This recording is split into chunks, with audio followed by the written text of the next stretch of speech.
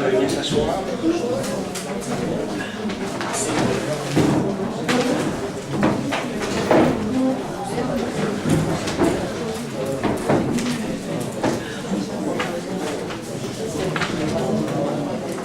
Allez, je procède à l'appel des élus. Azémar du présent. Barre Nadine. Gérard Mathieu. Ordonnance Martine. Sava Mohamed. Castro Patrick. Combe Gilles. Cartier Théo Alexandre a donné le pouvoir à Tessie Joël. Delhomme Céline. De la Vorman Martine a donné le pouvoir à Mélina Annick. Pat Monique. Elias Manuel. Romantin Philippe. Gage Gabriel. Gali Gisèle. Gaba Chantal. Guillaume Claudie. Waro Cathy. Gabriel Chantal. Doré Philippe. Massacrier Joël.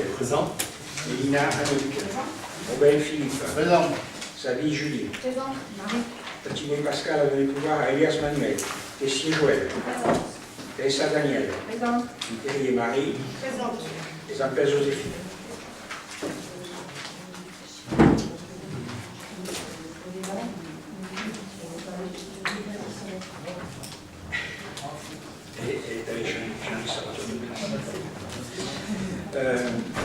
Je vous demande si vous êtes d'accord de désigner Catouan au secrétaire de séance. Le PV du dernier conseil était un peu long, mais la semaine, ça n'a pas été possible de le faire comme nos agents. Donc, je vous demande d'accepter qu'il soit reporté au conseil prochain, le 22 mai.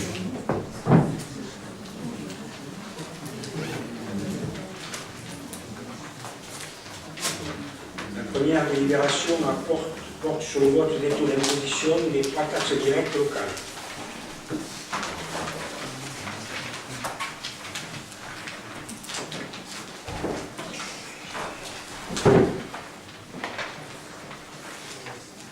Par rapport aux taux votés en 2018, je propose un maintien des taux pour la taxe d'habitation et la taxe sur le foncier bâti et une baisse de 20 points du taux de foncier non bâti qui passerait ainsi de 119,57% à 99,57%. On avait déjà débattu de ça, donc jour du DOB. Y a-t-il des questions? Oui.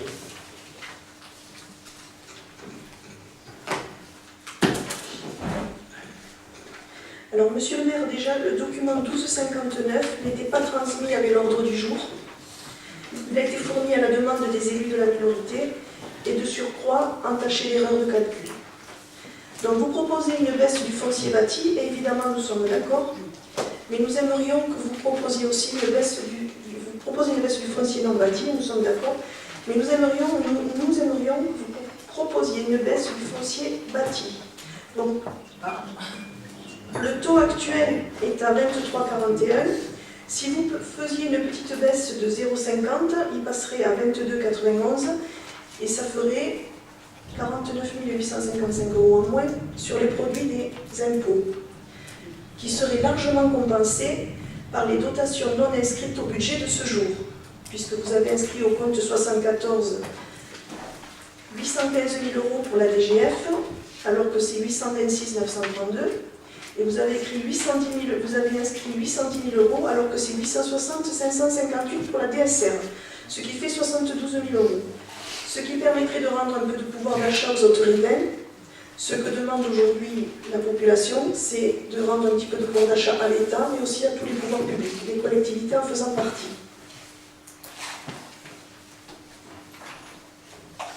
Il y a d'autres questions, d'autres remarques? Vous ne répondez pas. J'ai répondu que je conserve les taux de la taxe d'habitation du foncier non bâti et du foncier bâti. Vous n'êtes pas sensible à ce que demande la population. Je suis sensible, mais je tiens aussi les cordons de la bourse. Oui, mais les cordons, 72 000 € ne sont pas inscrits en recette de fonctionnement. Donc ça compense largement les 49 000 € que nous vous proposons. On en parlera tout à l'heure, mais effectivement, au niveau des recettes de fonctionnement, des dotations de l'État, nous n'avions pas au moment du... On a fait le document du budget, nous n'avions pas les chiffres donc, réels. Effectivement, je comptais en parler tout à l'heure. Ce soir, vous favorisez les propriétaires terriens. Vous baissez le foncier non bâti. Vous favorisez une certaine population. Ça y est, vous avez fait votre propagande là, c'est bon. Écoutez, en 2020, quand vous serez élu à ma place, vous ferez peut-être ça, peut-être pas. Alors, le vote donc, pour ces taux, donc 16, 51, 23, 41, 99, 57, qui est pour, à l'unanimité, merci.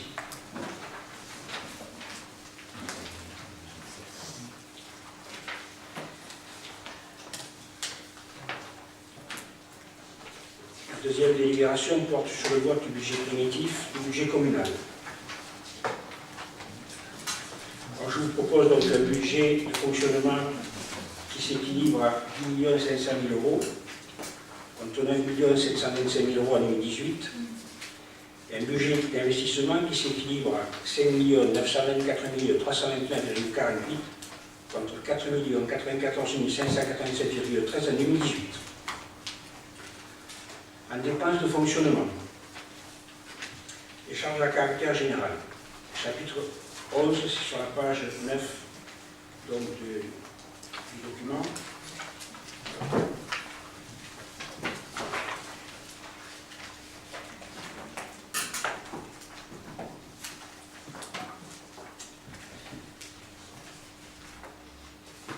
Donc, les charges à caractère général se montent à 2 133 700 euros, soit une augmentation de 0,93% par rapport à 2018. La variation la plus importante concerne la Foire Expo, 62,33 avec plus 62 000 euros. Les autres articles ont été ajustés par rapport aux dépenses réelles et aux demandes des services. Les charges de personnel, c'est à la page donc, suivante.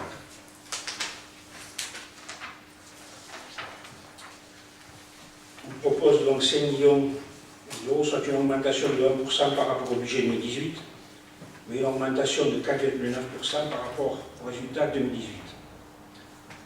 Le RIC-7 et le glissement d'IS technicité avec de nombreux changements de grade justifient cette augmentation.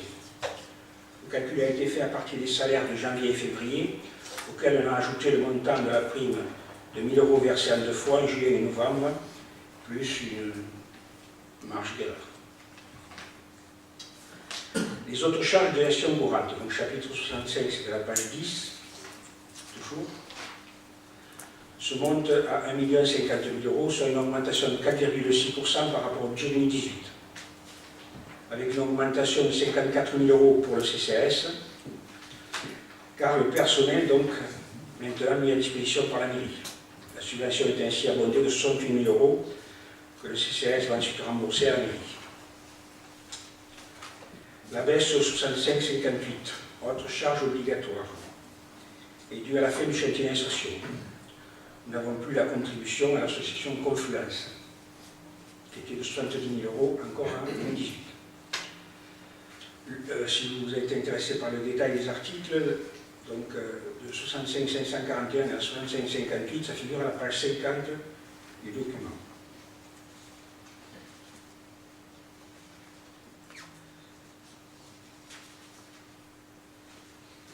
Donc on voit ce qui figure donc à IFP, AMF, SDEG, ATD, etc. Le 65-74, subvention aux associations, est inchangé et le détail figure aux pages 43 et 44, mais ça nous allons le voir tout à l'heure parce qu'il faut le voter à part. Les charges financières sont en baisse de 50 000 euros. En fait, la dette est en diminution, elle était plus que de 7 900, plus que, on peut dire, c'est encore beaucoup, 7 962 373,48 euros au 1er janvier 2019. En recette de fonctionnement, tout d'abord, le résultat reporté, 900 000 euros, plus 400 000 euros par rapport à 2018. Les détails des recettes figurent à la page 12. D'abord, les atténuations de charges dans le chapitre 013 qui se montent à 305 000 euros. Il ils avaient été surévalués en 2018 du fait de la baisse conséquente des emplois aidés. C'est dans ce chapitre que vont figurer les remboursements des rémunérations du personnel du CCAS. Figurent aussi les remboursements des personnels qui est affecté au budget de l'eau. Les produits et services, 433 500 €, la part la plus importante étant les redevances et droits des services périscolaires, cantine à la haie pour 310 000 €. Les impôts et taxes, 6 025 000 €, en augmentation malgré la baisse de la dotation de solidarité communautaire qui est partagée entre toutes les communes de la CCDA, communes de l'ex-CCDA comprises, ce qui n'était pas le cas donc précédemment. En dotation et participation, 2 450 000 €, en augmentation surtout grâce à la DSR. D'ailleurs, nous venons de recevoir les montants réels pour 2019 et nous profiterons d'une décision modificative pour les intégrer. Les autres produits de gestion courante, donc 150 000 €. Avez-vous des questions sur la section de fonctionnement? Oui, merci monsieur le maire de me donner la parole. Donc je dirais déjà en introduction que ce que vous venez de dire c'est très bien, mais on aurait aimé le voir ça dans une note de synthèse, comme c'est prévu à l'article 23.13 du CGCT. Je vous cite, une présentation brève et synthétique retraçant les informations financières essentielles et jointes au budget primitif afin de permettre aux citoyens d'en saisir les enjeux. Donc on ne peut pas dire que la note de synthèse numéro 2, qui est affichée à l'écran, soit vraiment une note qui puisse nous éclairer. En ce qui concerne la section donc, de fonctionnement, votre argumentaire, vous dites que vous comparez les deux budgets primitifs. Oui, tout à fait, c'est le document. Mais il est quand même plus cohérent en comptabilité de comparer par rapport au compte administratif précédent. Si? Donc on parle le compte administratif suivant, le compte administratif précédent. Non, écoutez, moi c'est mon analyse. Oui, oui. Donc vos dépenses réelles de fonctionnement augmentent de 5,46% par rapport au BP. Et donc je voudrais vous rappeler quand même que l'inflation en France, prévue par l'INSEE, source février 2019, n'est prévue qu'à 1,30. Oui, on verra quand on votera au compte administratif si c'est encore. Non, mais laissez-moi finir. Donc par rapport, j'ai juste quelques comptes, j'aimerais bien que vous me donniez des réponses au fur et à mesure, parce qu'autrement on va en oublier. Concernant le chapitre 011, vous prévoyez au 606.12, énergie et électricité, une baisse de 57 500 €, soit 11%. Est-ce que vous pouvez nous indiquer ce que vous comptez mettre en œuvre pour atteindre cet objectif? Oui, les économies d'énergie, mais là, je vous rappelle que les chiffres de 107 000 de 2018 étaient faussés parce qu'on avait plus de 42 000 €, je crois, de remboursement d'énergie. Donc en fait, c'était plus proche de 450 000 que de 507 000. Non, mais je vous parle du 606.12, je ne parle pas du 60. Je parle bien de la même chose. D'accord. Au compte 615.22, entretien des bâtiments, comme je tiens, ça s'appelle un tableau Excel où je mets tous les comptes administratifs, de 2014 à 2018, si je fais la moyenne, c'était 98 750. Là, vous prévoyez 63 000. Qu'est-ce qui motive une telle baisse de crédit prévisionnel? Alors, sur le 615.22, entretien des bâtiments. Vous prévoyez 63 000, alors que la moyenne des 5 derniers comptes administratifs était de 98 750. Alors, en fait, il doit y avoir un décalage entre les lignes.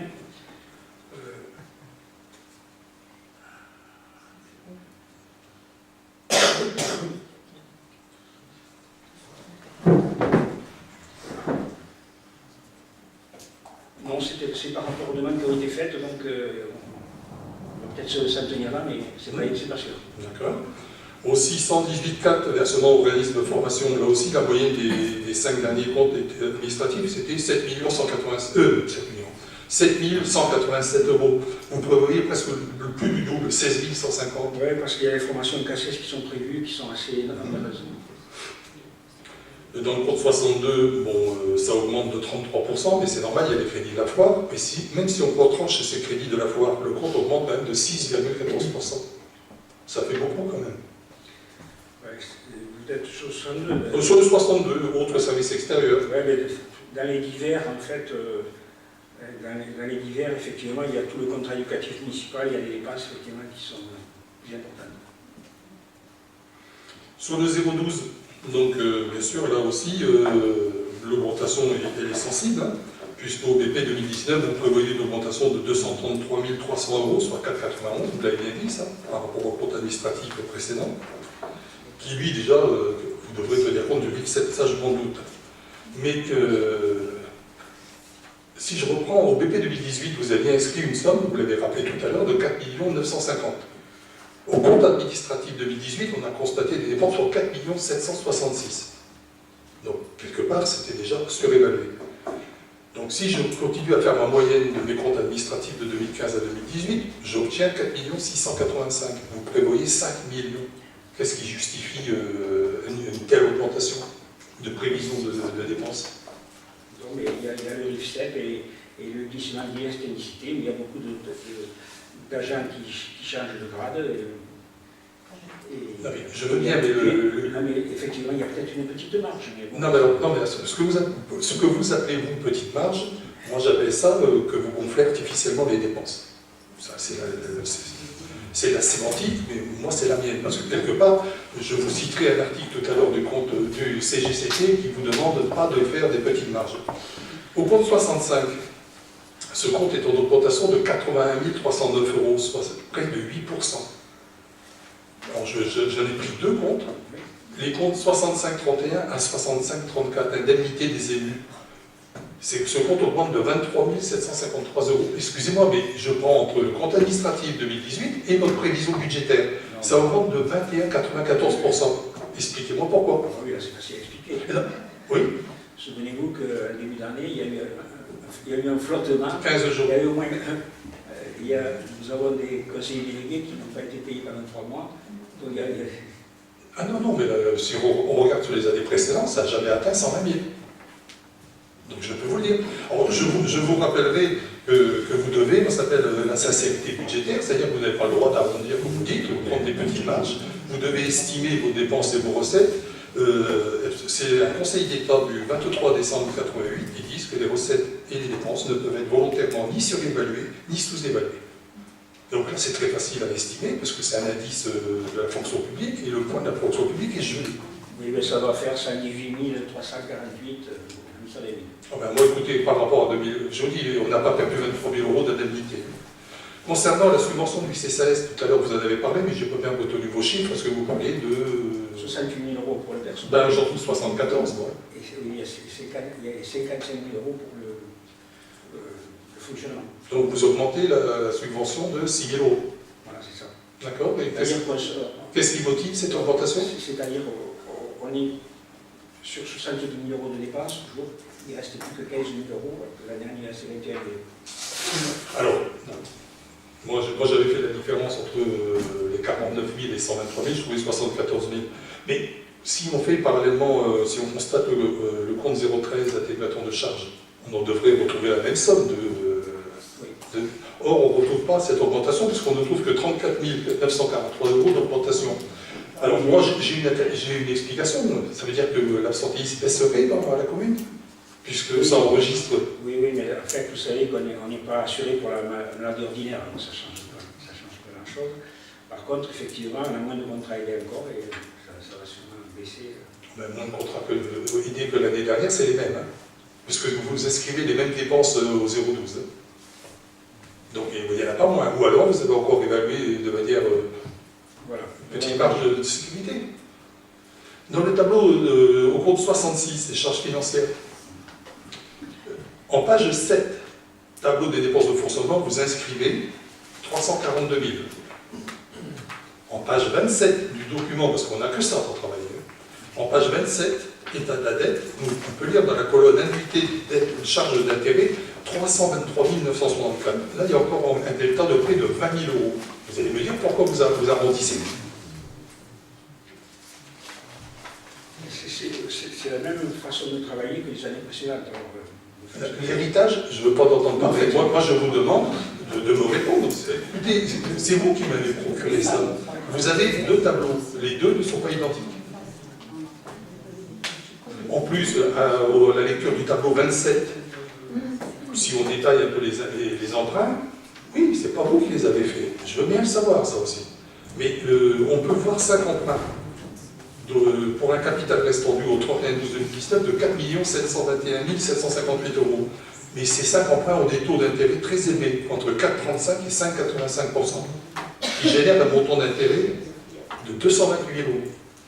Est-ce que vous avez étudié la possibilité de renégocier, si c'était prévu contractuellement, de renégocier ces 5 prêts pour obtenir des taux sur le marché qui, actuellement, sur la durée résiduelle de 13 ans, frôlent les 1,5 à 1,7%? Vous savez que les indemnités sont très importantes chaque fois, effectivement. Oui, mais enfin, ça ne vaut pas le coup. alors ça ne vaut pas le coup. Alors j'ai fait un petit calcul. Les 5 intérêts représentent sur votre tableau, c'est pas moi qui l'ai fait le tableau, 228 000 € d'intérêt. Si on avait renégocié, si on avait la possibilité, dans le meilleur des cas, à 1,7, on aurait payé 80 269, une économie de 148 000 €. Les 58 000 €, on les aurait payés en indemnité. Mais ça, non mais peut-être, est-ce qu'à un moment donné, vous pouvez nous prouver ce que vous avancez? C'est-à-dire, est-ce que vous avez fait des démarches demandant de réétudier les prêts? Ça n'a pas été fait, on a fait la communauté de communes et on s'est rendu compte que ça n'était pas intéressant. Mais effectivement, je veux bien convenir qu'on peut le faire. On va chercher à le faire. Oui, parce que quand on cherche à rétablir notre épargne nette, c'est quand même 150 000 € qui seraient potentiellement accessibles. Voilà pour la section de fonctionnement. D'autres personnes veulent intervenir? Pour la section d'investissement, pour les dépenses, sur la page 14.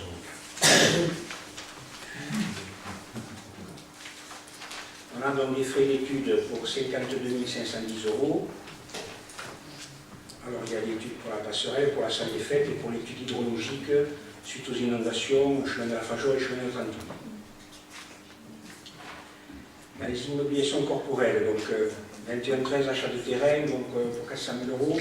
Il est prévu donc un achat de terrain pour l'aire d'accueil déjà. Vous voyez ajouter terrains familiaux, la soute pour les terrains de foot.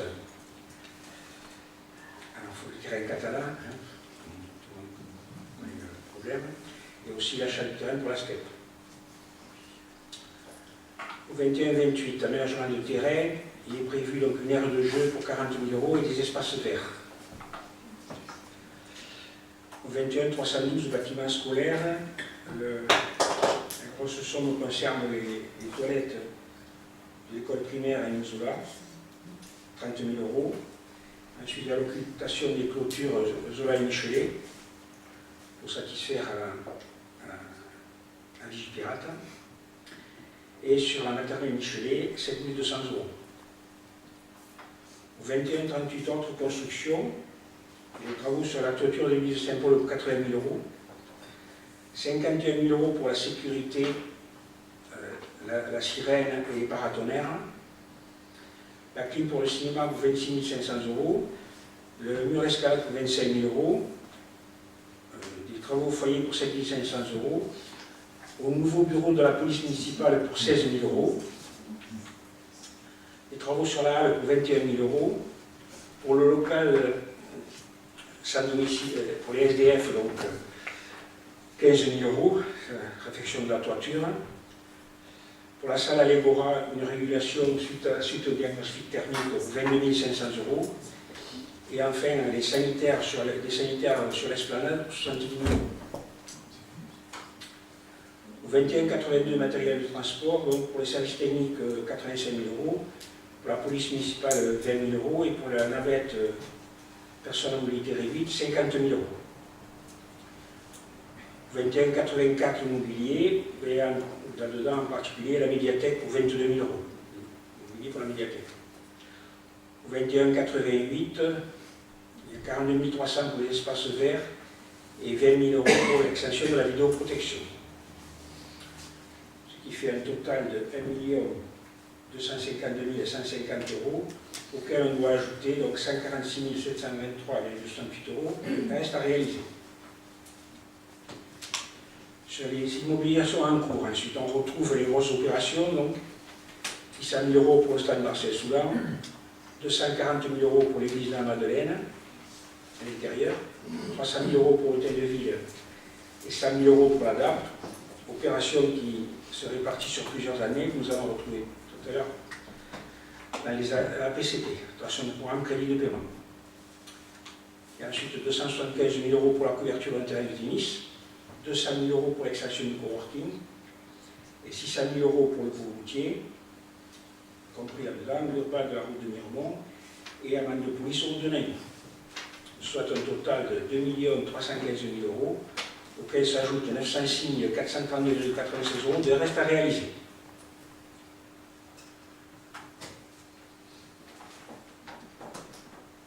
Au chapitre 10, on a 83 000 € de reversement de taxes d'aménagement perçues indûment et permis a été annulé. Et vous avez remarqué donc que l'article ne convenait pas, c'est pas l'article 10.227, il fallait prendre l'article 10.226. On le modifiera donc à la prochaine DM. Sur le remboursement d'emprunt capital, on a 912 600 €, en baisse évidemment, du fait de la diminution de la dette. Ce qui donne un total de dépenses d'investissement de 5 924 329,48 €. Là, les recettes. Alors, les subventions. On a une subvention donc, de l'État pour l'hôtel de ville de 236 226,05 €. Il nous a fait remarquer, donc vous avez raison, qu'étant donné qu'on ne met pas toute la dépense 2018, on va répartir cette somme entre 2018 et 2019. On fera ça aussi à la prochaine DM. Ensuite, 106 570,80 € subvention du département pour le tennis, 54 195 €, et pour le centre d'Arcet-Soulan, 52 375,80 €. Et 146 000, ensuite 652 €, c'est la DETRA pour le centre d'Arcet-Soulan. L'emprunt. Alors, on prévoit un emprunt de 1 624 296,73 €. En fait, bien sûr, l'emprunt réalisé dépendra de l'avancement de toutes les dépenses d'investissement et du montant du virement de la section de fonctionnement. 1 921 300 € prévus, mais qui pourront être abondés par une optimisation des dépenses de fonctionnement. Mon objectif étant de maintenir la dette à 8 millions d'euros, donc de ne pas emprunter plus de 905 000 € montant du remboursement capital. Je dois dire que, avec mon équipe, nous assumons ce recours à l'emprunt qui est nécessaire donc, pour une simple mise à niveau de nos équipements. On remarquerait que les gros projets ne sont que ceux de l'équipe précédente que nous terminons. Nos projets phares, passerelles, piéton-cycle et salles des fêtes polyvalentes sont seulement en étude et seront prêts à être réalisés par l'équipe suivante qui sera élue en 2020. Quant au plan pluriannuel d'investissement, nous le détaillons dans nos APCP, mais la réalisation d'une étude d'impact pluriannuel est obligatoire quand le montant prévisionnel des dépenses d'une opération exceptionnelle est supérieur à 100% des recettes réelles de fonctionnement. Décret numéro 2016-892 du 30-06-2016. Et aucune de nos opérations ne rentre dans ce critère. Nous contentons de nos APCP. En recette d'investissement figure aussi la FCTVA, qui est abondé par la FCTVA du coût routier 2017 et 2018, qui a été encaissé par la CCVA et qui va nous le rembourser environ 260 000 €, ainsi que la taxe d'aménagement que nous espérons au même niveau qu'en 2018. Soit un montant total de recettes de 5 924 329,48 €. Avez-vous des questions sur la section d'investissement?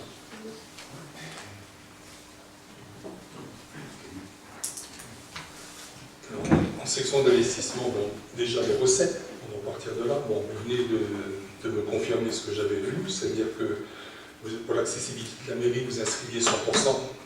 Mais oui, mais c'est le budget qui va être voté. Oui. Donc, encore de nouveau, les recettes d'investissement étaient donc surévaluées, puisque vous mettiez que 50% des travaux en face.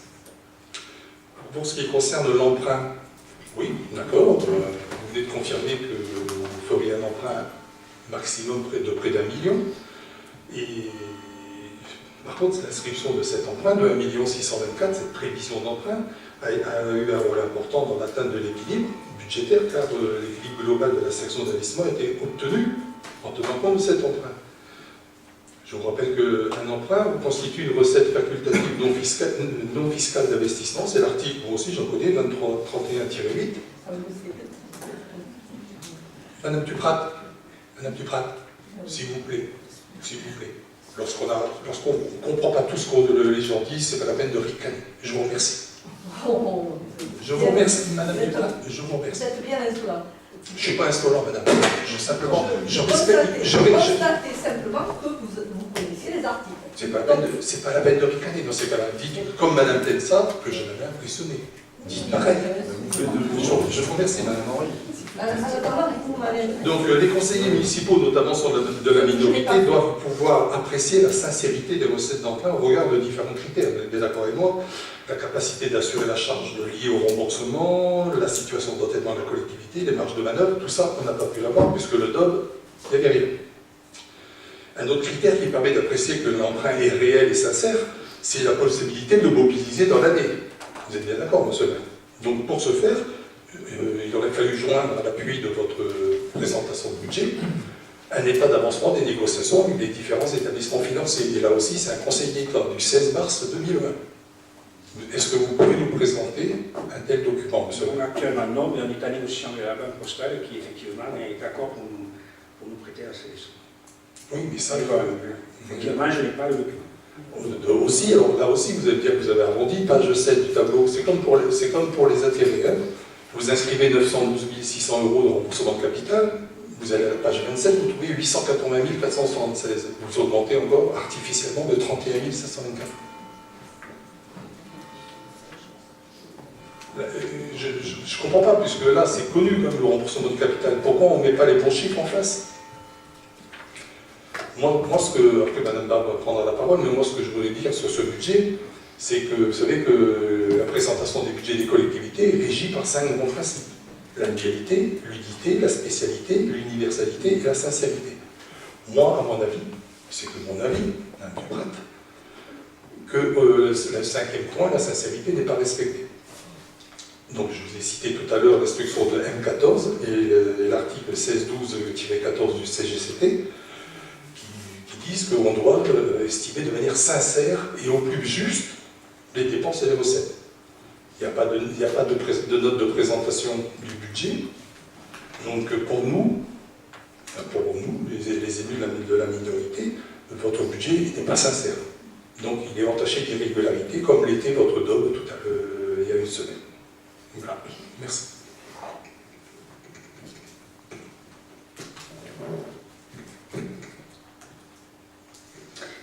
Alors, monsieur le maire, moi je vais vous faire certaines observations sur les dépenses d'investissement. Tout d'abord, une dépense de 275 000 € pour la couverture du tennis. Pour nous, cet investissement ne s'inscrit pas dans les priorités et dans les besoins pour la collectivité dans un premier temps, sachant qu'il n'y a que 140 licenciés sur la commune et que la dépense est portée par l'ensemble des contribuables. Je pense que 2 000 €, 275 000 € pour 140 personnes, ça fait 2 000 €. Est-ce que ça ne s'apparente pas à du favoritisme? Je peux répondre tout de suite, non, pas. Allez-y. Non, parce que là, quand même, c'est de faire un mauvais procès. Puisque vous savez très bien que c'est votre équipe qui a demandé, qui a fait voter ce projet-là, qui a demandé une subvention au conseil départemental, subvention qui a été obtenue. 56 000 €. Oui, mais 56 000 €, c'est une subvention. Il reste 225. Et je vous rappelle que le jour de ce vote-là, le vote de ce projet, ça avait été voté à l'unanimité, moins ma voix, puisque je n'avais pas participé au vote. Alors, franchement... Monsieur le maire, déjà, on a voté dans l'ancienne majorité juste une demande de subvention. Et si le projet n'est jamais passé, c'est parce que les élus de l'ancienne majorité n'étaient pas d'accord. Le maire était d'accord, mais les élus n'étaient pas d'accord. Et ensuite, on a voté pour une demande de subvention. Ensuite, monsieur le maire, nous avons voté sur une base de 170 000 €. Ce soir, vous nous présentez 275 000 €. Ouais, est-ce que vous ne pensez pas? La dernière fois, si le projet était mal monté, si effectivement il y a un souci d'urbanisme et qu'il faut décaler, on ne peut plus mettre la couverture au bord du chemin, il faut le reculer, ça coûte plus cher. Est-ce que vous pensez, dans cette période où tout est difficile, où nous avons une fragilité financière, qu'il est vraiment, on a besoin judicieux de dépenser 275 000 € pour 140 licenciés? Par exemple, l'aménagement des berges de l'Ariège. pour des personnes qui font du footing tous les jours. Ça touche beaucoup plus de personnes. Peut-on pas réfléchir plutôt à faire ce genre d'investissement plutôt qu'une deuxième couverture de tennis? Il y en a déjà une.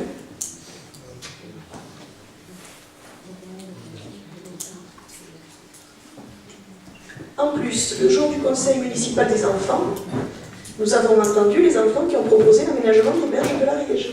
Voilà. Bon, je continue.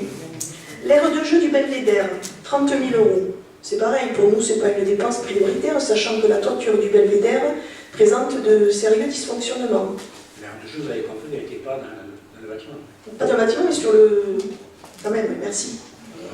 On fait un peu d'humour quand même. Donc aujourd'hui, vous nous avez annoncé que pendant le DOB 30 000, on est à 40 et quelques sur le budget. Le coût de la remise en état de la toiture du Belvédère, c'est 40 000 €. Et cet investissement s'inscrit quand même dans une démarche d'entretien du patrimoine communal. Donc vous faites des choix de choses visuelles qui se voient pour la population, mais pas d'entretien du patrimoine. Et je vais continuer sur le coworking. Madame Duprat, je suis désolée. Oh non, il n'y a pas de problème. Voilà, donc, c'est celui de voilà, donc 200 000 € sur le coworking. Aujourd'hui, vous n'avez aucune assurance d'attribution de subvention. Pour combien de bureaux? Pouvez-vous nous donner le coût de fonctionnement annuel du bâtiment de la médiathèque, le coût d'investissement annuel du bâtiment de la médiathèque? L'activité économique étant une compétence communautaire, ne pourrait-on pas trouver un compromis avec la CCBA afin de cesser un investissement coûteux sur un bâtiment déjà très coûteux pour les autres riverains? Voilà. Et je vais terminer par l'étude de faisabilité. 30 000 € pour la passerelle. Avez-vous l'autorisation du département pour faire cette étude si elle doit être accolée au pont existant? Non, mais c'est ta discussion. Oui, mais sans ça, il n'y a pas d'étude. Mais si la possibilité de la coller au pont, elle n'existe pas sur le tablier, mais sur les piliers, c'est possible. Oui. Maintenant, je ne vous cacherai pas que nos amis jeunes architectes nous ont donné d'autres solutions et qu'il y en a une qui me plairait bien, mais je ne sais pas si elle pourra se faire, c'est de la faire plutôt quand la toiture du Belvédère, bien sûr, sera rénovée, à côté du Belvédère, en prolongement de la passerelle sur le canal. Et pour la salle des fêtes, puisque vous êtes au niveau de l'étude, quel site a été retenu pour cette salle des fêtes? Pour l'instant, il n'y a pas de site retenu. Ah mais attendez, vous nous proposez de voter des études et vous ne nous donnez pas le site. C'est incohérent. Mais ça fera partie de l'étude. Mais non, mais ce soir, on vote le budget. Pour l'instant, On vote 16 millions d'euros, monsieur le maire. Non, là, Si sur un budget total. on parlait de 15 000 €, pas de 16 000 €. Non, mais là, on vote un budget de 16 millions d'euros qui engage... Fonctionnement et investissement. Oui. Non, mais je suis désolée, on veut des détails. On ne va pas voter n'importe quoi. Voilà. Ce n'est pas... Vos priorités ne sont pas les nôtres. Donc, vous nous dites étude de la salle des fêtes, quel site est retenu? Voilà. Il n'y a pas de site retenu, mais on a un terrain, si vous le connaissez, on a un terrain. Donc, il y a toujours cette première possibilité. Donc, le on terrain... ne pense pas que ce soit la meilleure solution. Voilà. Le terrain, vous parlez du terrain sur lequel avait été déposé un permis de construire. Oui. Je vous rappelle qu'en 2014, l'équipe qui est arrivée a mis 250 000 € à la poubelle. Ben oui, sur un projet que vous avez fait de 4,5 millions d'euros, on a été obligé de payer 250 000 € d'honoraires sur un projet qui ne s'est pas fait. Madame Tenza, vous pouvez le vérifier à la comptabilité si vous voulez. On ne parle pas. Pour l'instant, on ne parle pas de ce projet-là. Vous savez bien que c'était pas non plus mon projet, celui-là. Monsieur le maire, je vous rappelle que vous étiez dans l'équipe. Vous étiez dans l'équipe. Oui, je sais. Sur les 12 dernières années, je répète... Écoutez, je pense que le projet qu'on va vous proposer, vous le trouverez intéressant. Beaucoup plus que celui qui était proposé à l'époque. Donc heureusement qu'on l'a arrêté. Vous n'étiez pas favorable à une salle des fêtes. Mais pourquoi on n'est pas favorable à une salle des fêtes? De quel droit vous dites ça, Madame Tenza? Mais de quel droit vous dites ça, Madame Tenza? Je suis favorable et notre groupe est favorable à une salle des fêtes. Nous avons eu des idées, nous avons un projet, on vous le présentera en temps voulu, et moins coûteux que 4,5 millions d'euros pour les autorimains. Non, mais voilà. Écoutez, vous mais oui, je vous le dis. Que vous êtes favorable à une salle des fêtes. Oui. Sur la salle des fêtes, évidemment, moi, vous m'apprenez aussi que vous avez fait le choix de jeter à la poubelle quand même 250 000 €. C'est vous qui avez fait le choix. Le permis était refusé. Le permis était refusé, Madame Tenzin. Le permis était refusé, c'est vous qui avez fait le choix. Je finis peut-être. Donc vous avez bien fait le choix de ne pas poursuivre. On vous a expliqué, nous on a fini le programme que vous aviez commencé, et on avait bien dit qu'on le finirait, ce programme. Vous n'avez rien fini du tout. Vous avez fini. On est en train. Vous êtes en train. Mais je crois qu'on a quand même, depuis qu'on est là, on a pris tout ce qui était arrêté, en attente, et vous voyez qu'aujourd'hui, on l'a vu à la commission sport aussi. Après, c'est votre droit de ne pas être d'accord avec nous sur les investissements. C'est pas le problème. Mais chaque fois, vous déviez le problème, Madame Tenzin. Ah non, mais si, c'est pas le problème. On en a parlé à la commission sport. Bon, j'ai bien vu que le projet du tennis, vous ne le portiez pas. Non. Pourtant, vous l'avez voté. On a voté la demande de subvention. Vous l'avez voté. Donc, la demande de subvention, quand on vote une demande de subvention, c'est qu'on est pour pour un le projet. 170 000 On est pour €. le projet quand même. 170 000 €. Bon, bref. Donc, nous, on a continué. Monsieur le maire vous a dit pourquoi on a augmenté la somme. Parce que, bon, d'une part, ce n'est pas le même projet. Et ensuite, on a amélioré derrière avec un petit algéco de récupération, quand même, qu'on va faire modifier par nos équipes. On essaye de maintenir les dépenses, donc on est soucieux des dépenses, parce que vous pouvez nous le reprocher, mais nous, quand on travaille, on est soucieux des dépenses de l'argent. C'est pas ce qu'on a entendu au dernier conseil municipal. Non. Si, je suis désolée.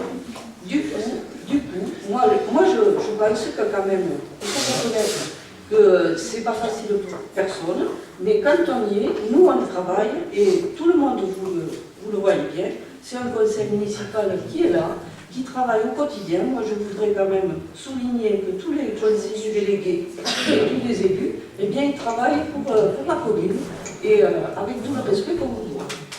Donc, vous êtes toujours hors sujet, Madame Tenzin. Mais chaque fois que je m'arrête là, merci beaucoup.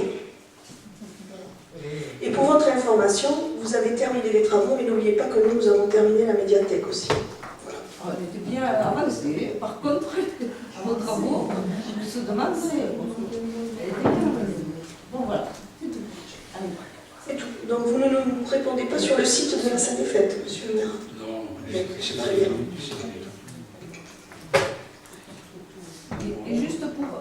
Alors, parce que je voudrais dire quand même qu'en commission sport aussi, eh bien, j'ai entendu les propositions de Madame Sabi, et ça sera discuté, les propositions de faire des espaces le long des berges. C'est très bien, et c'était une chose que nous devions aussi avancer sur ça. Donc, on a pu discuter, et pas uniquement dans allez, on s'affronte pour s'affronter. Je crois que quand même il faut avancer pour la ville. Et nous on est dans cet esprit aussi. Je voulais vous le dire. Et on a pu partager quand même aussi ce moment-là. Et j'ai fait une petite rectification sur le nombre de... Alors je reviens sur le tennis, et je ne suis pas hors sujet là, mais ils sont au-delà de 140 adhérents. Ils sont 140 Haute-Rivais. Ce sont les chiffres que M. Azéma nous a donnés lui-même au conseil municipal. Adhérents, moi je pense, on Il y a est plus sur des d'adhérents, ils ne sont adhérents. pas tous autorisés. Oui. Oui. Quelqu'un peut rajouter quelque chose? Je vais être brève, ou pas, je ne sais pas trop. J'avais prévu d'intervenir au moment des questions diverses, je m'interviendrai peut-être, mais comme vous m'avez gentiment interpellé une nouvelle fois, je vais juste me permettre d'éclaircir apparemment pour vous mon propos, qui peut-être vous n'avez pas bien compris. Je maintiens qu'effectivement, nous ne sommes pas dans une gestion financière avec un grand F au sens de la finance. Or, on vient d'assister au moment, effectivement, des questions sur le budget de fonctionnement à une grande démonstration de contrôle de gestion. Bravo, Monsieur Fourmanda, effectivement, avec une comparaison article par article, un budget de fonctionnement se basant sur le compte administratif. Je suis fort contente que vous ayez découvert ou appliqué cette méthode, qu'apparemment vous ne connaissiez pas précédemment, parce que quand ça vous arrange, vous n'êtes pas dans l'équipe précédente, et quand ça ne vous arrange pas, hein, ou inversement, vous y êtes. Alors je trouve ça quand même, à travers différents moments, vous nous avez accusé le maire tour à tour d'insincérité budgétaire, de favoritisme, enfin, tout un tas de qualificatifs que vous avez pu utiliser lors de vos différentes interventions, et moi de menteuse, bien évidemment. Hein. Je veux dire que bon, c'est pas tout à fait dans les méthodes normales. Un budget, le choix budgétaire que nous avons fait et le maire l'a présenté est de fonctionner donc avec un budget primitif 2018, un budget primitif 2019. L'examen du CA a permis effectivement d'ajuster et de voir. On est sur des ventilations. Moi je remercie quand même le personnel qui s'occupe de travailler sur ces comptes et sur ce budget. Qui est là à nos côtés pour nous aider à monter, puisque nous appuyons sur des services. Nous ne sommes pas là non plus pour faire le travail à la place des agents. Et nous faisons confiance à nos services. Et effectivement, quand on monte un budget de fonctionnement, il arrive qu'on fasse des ventilations entre des comptes. Et vous savez très bien qu'entre certains comptes, en fait, il s'agit de pures écritures comptables. Donc je trouve quand même que dans votre comparaison, mais vous êtes parti d'un postulat, c'est le vôtre, mais ce n'est pas le nôtre. Donc là, je pense que la question d'insincérité du budget, tout dépend où on la met. Je pense, Madame Sabi, si vous avez une intervention, vous avez un micro, vous pouvez le faire, mais je voudrais bien me laisser terminer, s'il vous plaît. Ensuite, sur la question des investissements que vous posez, bien, oui, effectivement, nous avons continué les investissements que vous aviez engagés. Certaines études faisaient déjà l'objet de contrats de maîtrise d'œuvre. Donc, vous mentionnez avoir jeté à la poubelle des études qui avaient été faites. Nous aurions pu faire le même choix, ça n'a pas été le cas. Parce que, un petit peu contrairement à vous, nous sommes fidèles aux choses que nous avons soutenues. Et nous avions soutenu effectivement ce projet-là avec les élus qui étaient présents à la présidente majorité, le maire s'étant abstenu, effectivement. La question de... je suis contente de voir qu'aujourd'hui vous vous préoccupez de la toiture du Belvédère, qui ne fut pas depuis l'année dernière, mais depuis plusieurs années, depuis 15 ans, et d'autres projets ont été faits sans prendre cela en considération. Monsieur Tati-Brune n'étant pas là, je me permets de vous préciser qu'en ce qui concerne les travaux, et comme l'a justement fait remarquer M. Coventin, il faut aller à la recherche de recettes. Et que la question de la reprise des toitures peut se faire notamment avec des questions d'isolation des bâtiments, et que c'est dans ce cadre-là qu'un certain nombre de travaux d'intervention seront faits, et que comme aujourd'hui les études ne sont pas finalisées, ils ne sont effectivement pas inscrits pour le moment dans le budget, et on le verra en 2020 quand nous aurons aussi tous les éléments nécessaires pour apprécier à la virgule près ces chiffres. Nous avons aussi, concernant les recettes, inscrit les subventions qui nous sont aujourd'hui attribuées. On verra dans la question d'Isère si vous en avez une sur la LAP, sur la subvention de la LAP. Et je pense qu'aujourd'hui, tous ces termes d'insincérité, moi je les conteste au nom du groupe majoritaire, et je pense qu'il faut quand même, dans le cadre d'un conseil municipal, arriver aussi à pouvoir débattre sans parti pris.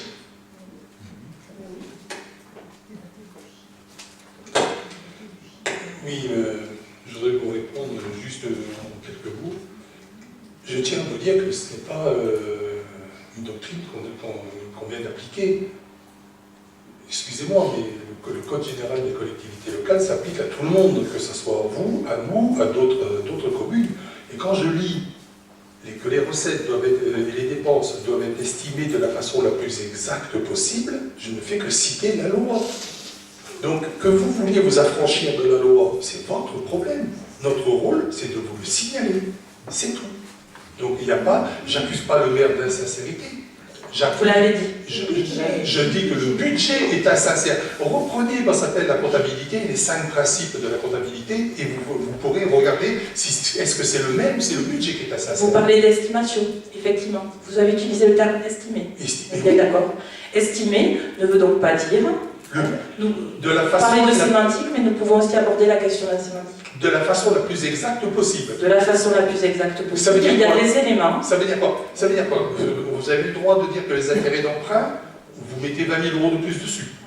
Vous avez le droit de mettre 40 000 euros. C'est de votre plus. appréciation. Mais c'est vous. C'est votre appréciation. Non, Vous nous avez fourni un seul document, sans note de synthèse. Et encore, vous venez nous faire une leçon. Mais vous nous en avez fait bien longtemps des leçons. Ça fait à peu près une bonne demi-heure que nous subissons vos leçons. Donc je pense qu'à un moment donné, eh bien, nous avons aussi le droit de répondre Alors, je à vos insinuations. si vous supportez plus nos soi-disant leçons qui ne sont en fin de compte que l'application stricte de la loi, faites les documents plus correctement. Ne nous donnez pas un avis, ça s'appelle l'avis combien 15 Voilà. Donnez-nous un avis correct, que ce ne soit pas à nous de s'apercevoir qu'il y a des erreurs de calcul. C'est tout, madame. Donnez-nous des documents sur lesquels on n'a rien à dire. Ça serait fabuleux.